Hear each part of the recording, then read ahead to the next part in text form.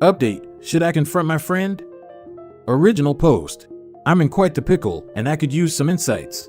This whole situation has my emotions all over the place, so I apologize if this is lengthy.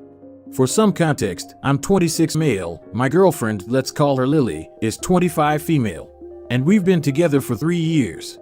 The friend in question, Mark, is 27 male. Mark and I have known each other for about 6 years, and he's been one of my closest friends.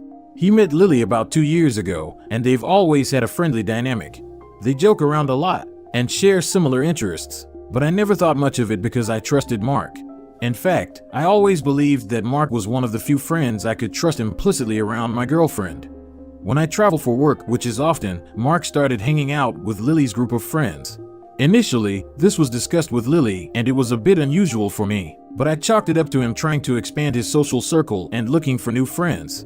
After all, he had a tough breakup a while ago and has been trying to surround himself with positive influences. Plus, Lily's friends adore our relationship and have always supported us. I thought, what's the harm? Fast forward a few months and Mark has become a regular member of their group. Birthday parties, movie nights, Sunday brunches, he's there for all of it. Lily's friends and Lily herself have come to love Mark. He's charismatic, funny, and everyone enjoys his company. However, I started to notice that he was particularly close to Lily and another of her friends, Jess, 24 female.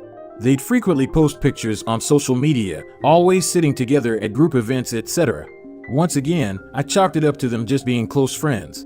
Lily had assured me that she felt no attraction towards him, and I don't have any reason to doubt that, but my issue was more whether Mark was being genuine. However, things took a turn earlier this week. Lily and I were out of town for a weekend getaway, and Mark attended an event with Lily's friend group. Jess confronted Mark because she felt he was being overly flirty with Lily, essentially fawning over her if neither of us was around, and his behavior was making her uncomfortable. To everyone's shock, Mark admitted he had feelings for both Lily and Jess. While he promised to set boundaries and maintain distance, he also took a dig at me. He said that I was a people pleaser and that I was too nice for my own good. He insinuated that even if I knew about his feelings, I wouldn't do anything, because I like being the nice guy everyone loves. Honestly, that hurt more than him admitting feelings for Lily. I always saw myself as genuine, and to have someone I trusted imply I'm merely putting on an act has shaken my confidence.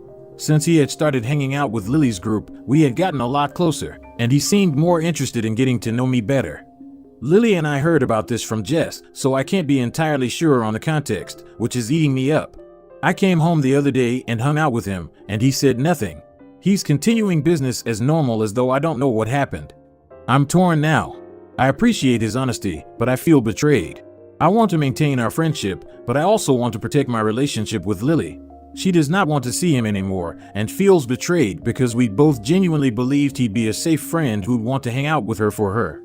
To clarify, no moves were made, but Lily mentioned he had asked a lot about our relationship when I wasn't there at the social events, and I'm left wondering what he might have done if we were in a rough patch. But that's all speculation. I'm seeking advice on how to handle this situation. How do I approach Mark? How can we rebuild trust, if at all? And am I wrong for feeling like Mark's comment on my nature was a low blow? Geez, you really are a people pleaser, lol. Maybe stop hanging out with a guy who insults you and is trying to get with your girlfriend. LOL. Good point. But don't you appreciate his honesty behind your back that he then lied about? Geez, dude, get some therapy. A little rude. This is something I heard about from a secondary source about a friend of 2 years. At this point, I hadn't even heard his side of the story, which is how miscommunications happen. I confronted him and blocked him. But if you think waiting to be sure someone actually said something before going nuclear is grounds for therapy, you're at least paying to keep a therapist's lights on, or should. I mean, he isn't wrong about you. You are chronically a wet noodle doormat from the sound of it. He declares his love for your girlfriend, and you hang out with him and say nothing? Where are your boundaries? Calling someone out after the fact one time in 10 and it going nowhere isn't boundary setting. This guy is a user and needs to be totally excluded from all of your lives. But you also need to work on yourself. Being conflict avoidant and having no boundaries are not positive traits. This is only fair to an extent. I posted this after hearing one side of an event I missed about a friend of mine for more than 2 years. In hindsight, sure, like maybe I was too forgiving. But how would you feel if you went ballistic on a friend without knowing the full context and you were wrong? I took 2 days to consolidate information and come up with objectives for a confrontation so I knew what I wanted, and when I would just call it quits. I confronted him 2 days after learning about this and have never felt happier. Your answer is to not worry about being a people pleaser or upsetting Mark, because clearly he is not worried about upsetting you. You don't have to be mean, but you should definitely not pretend that everything is fine either, because it's not fine. I would just go to Mark and say, "Hey, Jess told me that you guys had this conversation and that some things were said about him having feelings for Lily. Honestly, it doesn't seem to matter if he likes Jess, correct? See what he says. If he doesn't mention the part about you not caring because you're a people pleaser, bring it up and say that it made you feel uncomfortable and made you question your trust in him. And go from there. No one can tell you what the outcome of that conversation is. You have to have the conversation and then reflect on how it made you feel. It could be the end of a friendship, or it could be that new boundaries need to be in place. Either way, you need to make your feelings on it known." Thanks for this. I confronted him immediately after and have the update post up, but this really helped me decide what I wanted out of it. First update. Firstly, thanks to all who weighed in on my last post. Your insights were incredibly grounding during this whirlwind of emotions. Here's the update on confronting Mark. After gathering my thoughts, I texted Mark to address the situation. He played it down massively, saying he didn't remember the conversation and was certain it didn't involve Lily. He tried to spin the people-pleasing comment, stating it was a reminder to respect my boundaries because I might not assert them.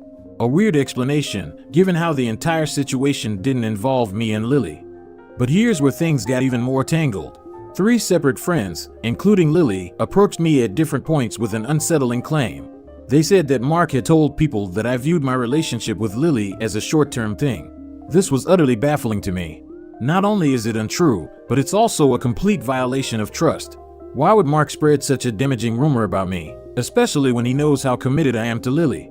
I also confronted Mark about another lie from last week that made me look bad in front of Lily's friends. He admitted to the falsehood, but tried to assure me he corrected it the next day. After checking with the person involved, it became clear that Mark hadn't set the record straight as he claimed. Through all this, not a single apology came from Mark. He kept repeating that it was a misunderstanding, and the fact he claims no memory of such recent events is deeply concerning. Reflecting on our friendship, a pattern is emerging. Mark has always been transitioning between friend groups for as long as I've known him. I never thought much of it, but now it seems he rarely retains any long-term friends from these groups. Could this be a repeating pattern of his behavior driving people away? It's heartbreaking. Mark has been a trusted friend for over 2 years. Understanding that he might have been manipulating situations and spreading false narratives about me is gut-wrenching. I've shared everything with Lily, and she's backing whatever decision I choose to make regarding Mark. It's hard to reconcile the friend I thought I knew with the person he's revealing himself to be. Any advice on navigating this would be greatly appreciated. It's a tough road ahead. I am not going to talk to Mark anymore, and I might let him know beforehand. Reading all of this again makes me feel comfortable in that choice, but in the moment, I'd wondered if he was right and if this wasn't really a big deal. Dude, aren't you afraid being such a wuss about this whole thing could make you look less in your girlfriend's eyes? This guy has been caught lying about you and hitting on your girl, and your biggest concern is his feelings? What? Okay, you have a point here. Bro, the dude's a freaking snake. Get him out of your life and the lives of your friends. Had a friend like this, and was like you. I blame my dad for turning me out to be a non-confrontational people pleaser. I let so many people walk all over me, and I just smiled like an idiot and took it all. I don't think it's what 100% caused my wife at the time to ditch the marriage and kids, but I believe it played a big part in it. My best friend at the time was doing the same as Mark, acting like my best friend around me, but talked trash when he wasn't. I'm pretty sure he fooled around with my wife at the time, but neither ever admitted it. However, I took that crap and smiled like a spineless jellyfish at the time. It took all that happening and a few other events to change my way of being the doormat, do whatever for whoever. One big thing that helped me was I took up boxing. I was always afraid of getting into a fight, but after starting and getting pummeled around a few times, it just clicked. It wasn't easy, but it needs to be done on your end. You don't have to turn into a grade A a-hole of the year, but you have to stand up for yourself. Not saying you'll lose your current girlfriend, but I'll bet she doesn't think that highly of you after what's happened. Kick that a-hole to the curb and tell him to buzz off. Who cares how he feels? He's a prick that's tried to get with your girl and talk trash behind your back. He's not your friend at all. You might actually feel good about yourself once you've done it. I hope it's resolved since it's been a while from this post, but good luck. I did. Blocked his number and haven't talked to him since. Haven't felt better. Afterwards, I started realizing a pattern in our interactions that stretched back way before I met Lily. Luckily, she thinks even more highly of me after all of this, and I'm genuinely so happy to have someone who values my empathy. But she is beyond proud of me for refusing to take flack from him. Sometimes people feel the need to bring others down to make themselves look good, and you are Mark's target. Don't question yourself, it is a big deal. If you stay friends with him, you will be proving his point that you're too nice for your own good. Mark is a parasite, cut off his blood supply. This helped a lot in solidifying my decision. I realized right after posting this and talking with Lily that I don't need someone like him in my life right now. Hopefully he gets the help he needs, and thank you for the words. Now for the second update. Thank you all for your support and insights on my previous posts. I wanted to provide an update to shed some light on how things have transpired since confronting Mark. Post-confrontation, I have not spoken to Mark. Our last conversation over text was me expressing my deep-seated concerns, primarily about catching him in a lie just a week prior. He claimed he had rectified that lie by apologizing to Jess the day after. And when I pressed him on why he'd apologized to Jess and not me, the person he'd actually wronged, he evaded the question. Instead, he focused on producing proof of the apology, which he later said he must have given Snap or in person, which is an evident lie. His response to everything was downright baffling. He even suggested that Jess and Lily had orchestrated the confrontation, with an intent to drive a wedge between us. No remorse, no acknowledgement of my emotions. Ironically, he showed me a text he'd sent to Jess the next morning, indicating how enlightening their conversation had been, yet he claimed to have forgotten it. I chose text as the medium for confrontation because I feared he would deny everything outright if we met in person. I wasn't sure I could maintain my composure if he lied to my face. The whole interaction has left me reeling. I felt gaslit and minimized. I had secretly hoped that maybe, just maybe, he was mortified and didn't know how to face me. But his responses shattered that hope. Lily made an observation that really put things into perspective. Throughout the duration of our friendship, Mark seemed to perpetually float between friend groups, typically due to issues revolving around a girl. In one instance, he split from a long-term relationship, and in another, distanced from a group because a girl chose someone else. The only consistent friend he had was someone from Lily and Jess's circle. Here's the kicker: Mark believes they're dating, while she is adamant they aren't and has no interest in pursuing a relationship with him. She has since severed ties with him as well. I know the popular sentiment might be you should have seen the signs. And yes, hindsight is 20/20, but I genuinely believed in our friendship. It's hard to accept that what I perceived as genuine might have been contrived. Lastly, to address some comments that have labeled me a wuss or pushover. Empathy and trust in friends aren't weaknesses. I value relationships and believe in giving the benefit of the doubt. It doesn't make me weak, it makes me human. Everyone has their breaking point, and I've found mine. The silver lining is that he's now out of my life. I've realized that self-respect is paramount. I am fortunate to have someone as supportive as Lily by my side. She's proud of how I managed this ordeal, and contrary to some comments, values my empathy and perspective. It's one of the reasons we got together, and it's one of the things that makes me love her so much. If being nice made Lily think any less of me, Lily wouldn't be the same person or my person. We've had deep discussions about this entire situation, and she acknowledges the difficulty of such confrontations. Thanks for listening. Mark is history, and I'm striving to surround myself with authentic, caring individuals. Mark tries to play the long game. He gets in with a group under the guise of friendliness and needing camaraderie. But then he learns the dynamics of the group. He can't handle not getting what he wants, either a lady or being the ringleader, and starts carefully manipulating everyone against each other.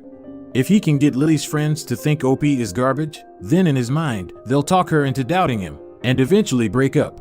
He can swoop in and be her knight in shining armor. He is neglecting to realize that many people are actually good friends and care about each other, and can smell his BS from a mile away.